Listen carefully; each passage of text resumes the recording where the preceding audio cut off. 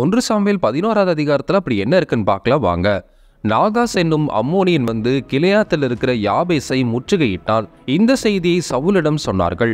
தேவனுடைய ஆவி அவன் மேல் இறங்கினதால் அவன் 2 எருதுகளை பிடித்து துண்டித்து அந்த தூதுவர்களின் கையிலே கொடுத்து இஸ்ரவேலின் நாடுகளுக்கெல்லாம் அனுப்பி, சவுல் மற்றும் சாமுவேலின் பின் செல்லாதவன் எவனோ அவனுடைய மாடுகளுக்கும் இப்படியே செய்யப்படும் என்று சொல்லி அனுப்பினான். கர்த்தரால் உண்டான பயங்கரம் மக்களின் மேல் வந்ததால் ஒருமனப்பட்டு புறப்பட்டு வந்தார்கள். சவுல் தன் படையோடு வந்து அம்மோனியர்களை முறியடித்தான். தப்பினவர்களில் 2 சேர்ந்து ஓடி போகாதபடி எல்லாரும் சிதறி போனார்கள். அப்பொழுது மக்கள் சாமுவேலை பார்த்து, சவுலா நமக்கு ராஜாவாக இருக்க போகிறவன் என்று சொன்னவர்கள் யார்?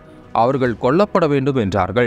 அதற்கு சவுல், கர்த்தர் இன்றைக்கு இஸ்ரவேலுக்கு மீட்பை கொடுத்ததால் ஒருவரும் கொல்லப்படக்கூடாது என்றான். அப்படியே மக்கள் எல்லாரும் கில்காலுக்கு போய் அங்கே சவுலை ராஜாவாக ஏற்படுத்தி சமாதான பலிகளை செலுத்தி சவுலும் இஸ்ரவேல் மனிதர்கள் அனைவரும் மிகவும் சந்தோஷப்பட்டார்கள்.